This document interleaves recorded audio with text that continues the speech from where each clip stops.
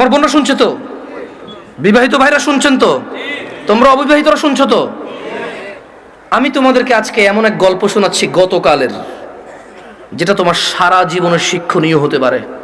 আর আজকের দিনে আমি বিলিভ করি, যদি আমি এরপর আর একটা বক্তব্য না দিই, একটা হাদিস, একটা আয়াত না বলে যদি ওয়াখির দাওয়ানা আলহামদুলিল্লাহি রাব্বিল আলামিন বলে চলে যাই, আমার এখানে আসা সার্থক। যদি তোমরা বুঝতে পারো আমার কথা, তোমরা মনোযোগ দিয়ে শোনো।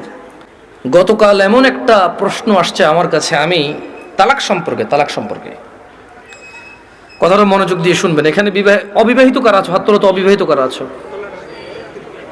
ঠিক আছে। আরে হাসার কি, যে এই বাঙালি যেটাই কই এটা হাসে, কি দুনিয়াটা কৌতুক বানাবে। অবিবাহিত কে আছে এটা কি হাসার কিছু হয়ে গেল? কি মানে বুঝলাম না জিনিসটা। তো এটাও হাসার কিছু? ভাই আমি এখানে বললাম যে অবিবাহিত কারা আছে, সবাই হাসা শুরু করে, মানে কি কি কয় শরম পাইছে? আপনাকে বলছে ওরা শরম পাইছে? কে বলছে? জবাব দিয়েছেন কি এখানে? আপনার তো জবাব তো ঠিক হয় না ওদের পক্ষ থেকে। ওরা তো বলে না ওরা শরম পাইছে, ওদের কাছে মনে হয়েছে হুজুর এখন কৌতুক করবে। বিবাহিত যারা আছো হাত তোলো তো। মাশাআল্লাহ, তাবারকা, বসেন।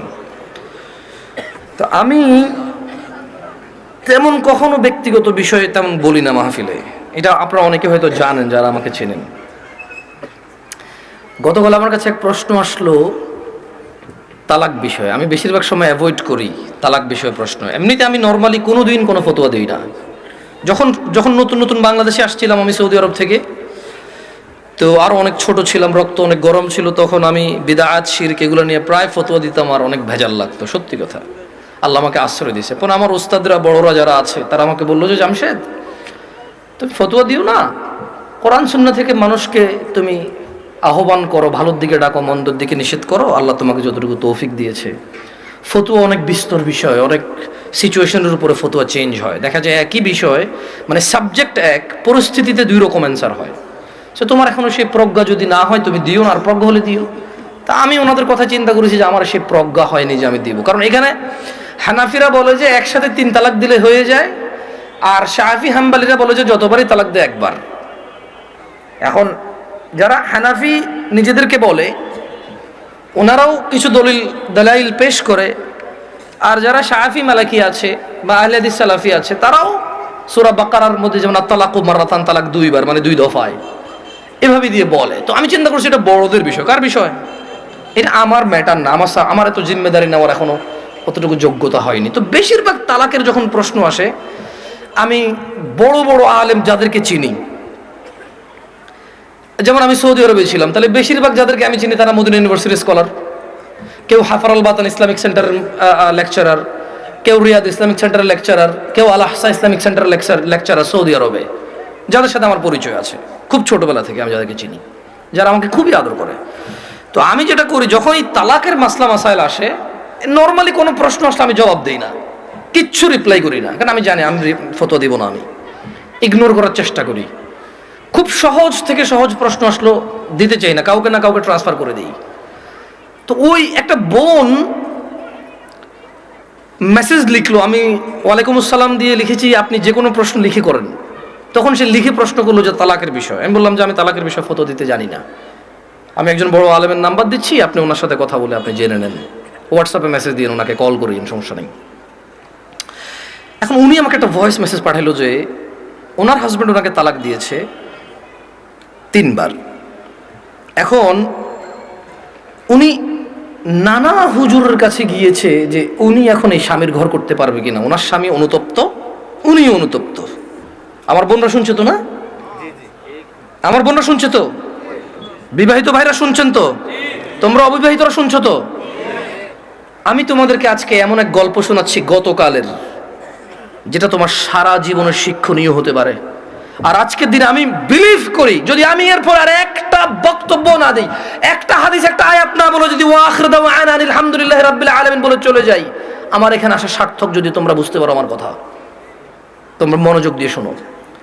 তো বললো যে আমি বেশ কিছু হুজুরের কাছে যতটুকু আমি আমাকে বলেছে যে আমি আহমদুল্লাহ হুজুরকে মেসেজ করেছি, উনি রিপ্লাই করেনি। আমি আজহারি হুজুরকে মেসেজ করেছি, রিপ্লাই করেনি। আমি আব্দুর রাজাক বিন ইউসুফ হুজুরকে মেসেজ করেছি, উনি রিপ্লাই করেনি। আমি কুয়াকাটা হুজুরকে মেসেজ করেছি, রিপ্লাই করেনি। আপনি জামশেদ মজুমদারের ফেসবুকে মেসেজ করেছি, রিপ্লাই করেননি। এর মধ্যে কেউ রিপ্লাই দেয়নি। আপনি আমাকে ওয়ালাইকুম আসসালাম রিপ্লাই দিয়েছেন হোয়াটসঅ্যাপে মেসেজ দেওয়াতে। আমাকে একজন হুজুর বলল আমি আমার স্বামীর সাথে থাকতে পারবো একটা হারাম কাজের মাধ্যমে। কি কাজের মাধ্যমে? হারাম কাজের মাধ্যমে। আমি চিন্তা করলাম, হুজুর যদি বলে হারাম কাজের মাধ্যমে থাকতে পারে, তাহলে হুজুর নিজে তো এটাকে হারাম বলছে, জিনিসটা কি? তখন আমি বোনকে আর সাহস করে কিছু না বলে আমি শেখ মুস্তাফিজুর রহমান বিন আব্দুল আজিজ আল মাদানী হাফিজাহুল্লাহ, উনি সৌদি আরবে হাফারুল বাতান ইসলামিক সেন্টারে ছিল, খুব আদর করে আমাকে। আমি বললাম যে আমি একজন বড় আলেমের নাম্বার দিচ্ছি, আপনি ওনাকে কল দিয়ে আপনার মাসালাটা জেনে নেন, আমাকে আপনার পুরো কথা খুলে বলার দরকার নাই, আপনি ওনার সাথে ডিসকাস করেন। ঠিক 2 ঘন্টা বা 3 ঘন্টা পর উনি আমাকে মেসেজ দিল যে হুজুর আমি একটু আপনার সাথে কথা বলতে চাই। আমি বললাম যে আমি আপনার সাথে কথা বলবো না, আমি আপনাকে যার নাম্বার দিয়েছি যদি ওনার কথায় আপনার কিছু বুঝে না আসে তাহলে আমার কথা আপনার বুঝে আসবে না। বলে যে না হুজুর, ওনার সাথে আমার স্বামী কথা বলেছে, তবে আমার স্বামী একটা বিষয় গোপন করে কথা বলেছে, গোপন করে কথা বলার পরেও হুজুর বলেছে যে তালাক হয়ে গেছে, কিন্তু এখন আমার স্বামী হাফেজে কোরআন, আলেম পাস, আমার স্বামী বলছে তালাক হয় নাই। আমি বললাম যে ওকে, আপনি শেখকে কল করে বলেন যে আপনার স্বামীটা গোপন করেছে। বলে যে আমি ভয় পাচ্ছি ওনাকে কল দিতে, কারণ আমার স্বামী কথা বলেছে, উনি আবার কি মনে করে। আমি বলছি উনি কিচ্ছু মনে করবে না, আমি ওনাকে ফোন দিচ্ছি, আপনি কথা বলেন। ভদ্রমহিলা কথা বলবে না। তখন জোহরের টাইমের সময় হয়েছে, আমি ফোন দিলাম। এবার মানে আমার একটু মেজাজ খারাপ হয়েছে। কি খারাপ হয়েছে? মেজাজ খারাপ হয়েছে। ওই ভদ্রমহিলা আমাকে বারবার বলতে চেষ্টা করতেছে যে আমার একটা বাচ্চা আছে, যদি এখন আমরা স্বামী স্ত্রী আলাদা হয়ে যাই আমার বাচ্চাটার কি হবে? কনসার্ন কোথায়? বাচ্চা। আমি কল করলাম, কল করে বললাম আপনি তালাক হয়েছেন বা হন নাই, আমি কি এরকম কিছু বলছি? বলে যান না। আমি বললাম ধরে নেন আপনার স্বামী আপনাকে তালাক না দিয়ে যদি গলা একটা কোপ দিত, আপনার গলাটা কাটতো কিনা? বলে যে কাটতো। আমি বললাম তালাক দিল, তালাক হবে। এবারে হুঁশে দিছে না বেহুঁশে দিছে, রাগ করে দিছে না আদর করে দিছে, মজা করে দিছে নাকি দুষ্টামি করে দিছে, এইটা ম্যাটার না। আপনার স্বামী যদি আপনাকে 5 তলা বিল্ডিং থেকে রাগ করে অথবা রাগ না করে হাসি মুখে অথবা দুষ্টামি করে যদি আপনাকে ধাক্কা দিত, আপনি কি পড়তেন 5 তলা থেকে? বলে যে পড়তাম। তাহলে আপনার কেন মনে হচ্ছে না যে আপনার স্বামী আপনাকে রাগের মাথায় তালাক দিলে হবে না? রাগের মাথায় ধাক্কা দিলে যদি 5 তলা থেকে পড়ে আপনার হাত পা ভেঙে যায়, মরার সুযোগ থাকে, মরে যেতে পারেন আপনি, এরকম সম্ভাবনা থাকে, তাহলে কেন আপনার স্বামী আপনাকে তালাক দিলে তালাক হবে না? মানতে অসুবিধা কোথায়? যে আল্লাহ আপনার এই স্বামীকে কবুল বলার পরে ওর সাথে থাকা বৈধ করেছে, সে আল্লাহই তো 3 তালাক পরিপূর্ণ হয়ে গেলে থাকাটা অবৈধ করেছে। যিনি আপনাকে এর সঙ্গ দেওয়ার জন্য বৈধ করেছে, আপনি মেনেছেন সেটা, উনি যখন অবৈধ করেছে সেটা মানছেন না কেন আপনি? প্রবলেম কোথায় আপনার? আপনার বাচ্চা? যদি আপনার হাজব্যান্ড কালকে অ্যাক্সিডেন্ট হয়ে মারা যায়, মৃত্যুর পর আপনার হাজব্যান্ডকে নিয়ে আসতে পারবেন জীবিত করে? না। যদি আপনি মারা যান কালকে, আপনার এই বাচ্চা কি মাহারা হবে না? হবে। ওকে, আপনার দুইজনই উভয় মারা গেলেন, কোন অ্যাক্সিডেন্টে বাচ্চাকে রেখে গেলেন, বউ জামাই গেলেন কোথাও ঘুরতে বা ডাক্তার দেখাইতে, অ্যাক্সিডেন্টে 2 জন মারা গেলেন, আপনার এই বাচ্চা থাকবে কিনা? বলে থাকবে। তো তখন আপনাকে কি ফিরাইতে পারবে কেউ মৃত্যু থেকে? না। তা আপনি কেন আল্লাহর বিধান মানতে এত অসুবিধা হচ্ছে যদি পরিপূর্ণ তালাক হয় আপনার? আমি বললাম শেখকে কি প্রশ্ন করেছে? বলে যে ও আমাকে বিয়ের পরে, মেয়ের বয়স মাত্র 18 বছর, ওয়াল্লাহ ভাই আমি কথা বলতাম না, আমাকে ভয়েসে বলেছে যে ভাই আমার বয়স মাত্র 18, আমার একটা বাচ্চা আছে, আমার স্বামী খুব বদমেজাজি, আমাকে তালাক দিয়েছে, এখন ও অনুতপ্ত থাকতে চাই। কত বছর বয়স মেয়ের? শুধু 18, একটা বাচ্চার মা। যে বাচ্চা, ওই বাচ্চার বয়স আমাকে বলেছে যে 3 মাস বা 3 বছর, আমার সঠিক মনে নাই, এরকম কিছু বলেছে।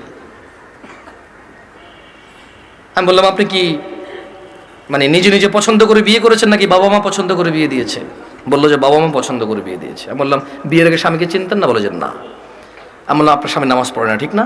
বলে যে হ্যাঁ। আমি বললাম আপনার স্বামী তো নামাজ পড়ে না, ঠিক না? হ্যাঁ। আমি বললাম আপনার স্বামী হুজুর আলেম এগুলো বলে লাভ কি? হাফেজ বলে লাভ কি? ও তো নামাজই পড়ে না। ও তো ধর্মর কোনো মূল্যায়নই করে না। ও আপনাকে তালাক দেয় আবার রাখে, আবার তালাক দেয় আবার রাখে, আবার তালাক দেয় আবার রাখে, এখনো আপনাকে রাখতে রাজি আর আপনি ওর কাছে থাকতে রাজি। তো বললো যে প্রথমে একদিন তালাক দিল, তালাক দেওয়ার পর ওনার স্বামী বিলিভ করে একসাথে 3 তালাক দিলে তালাক হয়ে যায়। ওনার স্বামীর এটা দেখেন, আমি আবার বলি, এটা আমি বলছি না, উনি বলছে যে ওনার স্বামী হাফেজ এবং আলেম পাশ মেবি, বা হাফেজ এটা কনফার্ম আমি। তো বললো যে উনি জানে যে এক বৈঠকে 3 বার তালাক দিলে তালাক হয়ে যায়, কিন্তু শেখ মুস্তাফিজুর রহমান বিন আব্দুল আজিজ মাদানীকে যখন ফোন করেছে তখন উনি বলেছে আচ্ছা ধরলাম একবার, 3টাকে কয়বার ধরলাম? এক বৈঠক ধরলাম। বলে যে আপনাকে আদ দিছে? বলে যে হ্যাঁ আরেকবার দিছে। বলে যে ওটাকে আবার ধরলাম। বলে যে আদ দিছে? বলে যে সে গোপন করছে, কিন্তু সে একদিন আমাকে বলছে তোমাকে আমি তালাক দিলাম, তুমি যাচ্ছ না কেন? এই কথাটুকু শেখের কাছে সে গোপন করেছে। কি করেছে? শেখ নাকি তখন প্রশ্ন করেছে আপনি যদি হানাফি মাসলাকের হন, জীবন যদি হানাফি বিধান অনুযায়ী চলেন, আর আপনার স্বামী নিজে যেহেতু হাফেজ বা আলেম, ও তো এটা জানে যে এক বৈঠকে 3 বার দিলে হয়ে যাচ্ছে। আর কোরআন সুন্নাহ অনুযায়ী যদি আপনি শাফি মালিকের দিকে আসেন, সেই ক্ষেত্রে ওনারা এক বৈঠকে যতবারই দেয় কয়বার ধরে? একবার। তো বলো যে অনেক সময় আমরা ফতোয়া দেই যে ঠিক আছে, মানে আপনি হানাফি কোনো বড় বিজ্ঞ আলেম থেকে মাদ্রাসা থেকে ফতোয়া নিয়ে ওনারা লিখিত ফতোয়া দেয় কি সেটা আপনি জেনে নেন। মানে তালাক নিয়ে তেমন কেউ ভেজাল করতে চায় না, কারণ মারামারি কাটাকাটি হয়ে যাবে, বোঝেন নাই, মিছিল মিটিং হয়ে যাবে। এক গ্রুপ বলবে তালাক হয়ে গেছে, আরেক বলবো হয় নাই, বলবে যে জানা করতেছে ও হুজুরের কথায়। ভাই এটা বিশাল বড় একটা প্রবলেম, বুঝছেন না বোঝেন নাই? সত্যি আমার পক্ষে সলভ করা সম্ভব না। তখন আমি ওই বোনকে বললাম যদি আপনার তালাক হয়ে যায় চলে যান, ইদ্যত পালন করে কোথাও বিয়ে বসে যাইয়েন, আর পরবর্তী স্বামীর যত্ন নিয়েন করে দিয়েছে। তো আমি ওই মহিলাকে বললাম যে আপনার তালাক হয়েছে বা হয় নাই ফটো দেওয়ার আমার যোগ্যতা নাই। আপনি যদি মনে করেন আপনার স্বামী গোপন করেছে শেখের সাথে, তালাক একবার তালাক দিছে যেটা গোপন করেছে, আপনি ওনার সাথেই কথা বলেন। তো আমি আমার বোনদেরকে বলবো, বোন ও আচ্ছা, আমি ওই ওই ওই মেয়েটাকে এতটুকু বললাম যে যেই ছেলে আপনাকে 3 বার তালাক দিল, 3 বার, আপনার কাছে কেন মনে হয় ও 4র্থবার দিবে না? আবার আপনার কাছে কেন মনে হলো যে ও 4র্থবার দিবে না? আর এই তো আপনি এই স্বামী ছাড়া থাকতে পারবেন না, আপনার একটা বাচ্চা আছে, কেন আপনি স্বামীর সাথে এমন ব্যবহার করলেন যে ও তালাক পর্যন্ত গিয়ে পৌঁছালো? ওর উপায় কি? ওই বেচারার উপায় কি? ধরলামও খারাপ, ওর চেয়ে নিকৃষ্ট পুরুষ আর এই পৃথিবীতে আমি ধরে নিলাম। আপনি যদি ওর সাথে এমন ব্যবহার করেন যে ও তালাক দেওয়া ছাড়া রেখে উপায় নাই, একটা ঘরে আগুন লেগে গেছে, বের হবে না মানুষ বের হবে না? এই দরজা বন্ধ, সেই দরজা বন্ধ, সেই দরজা বন্ধ, জানালা দিয়ে হলো তো মানুষ বের হবে না? তা আপনি এমন এক সংসারের মধ্যে কেরেঙ্গাল লাগাই দিয়েছেন, কিচ্ছা কাহিনী লাগাই দিয়েছেন, এমন এক অশান্তি লাগাই দিয়েছেন, ও আর তালাক ছাড়া বেরোতে পারছে না এখান থেকে। এমন করলেন কেন? এই যে এখন কান্নাকাটি করতেছেন, এমন করলেন কেন? এই যে বলতেছেন আমি এখন ধৈর্য ধরবো, আমি আর মুখে মুখে বলবো না, আমি আর ওর অপছন্দ হয় ওর বাবা মায়ের সাথে খোটাখুটি করলে এখন আর করবো না, আমি আগে কেন ভাবেন নাই? আমি আমার বোনদেরকে বলবো তোমার স্বামী আছে, ওকে গুরুত্ব দাও।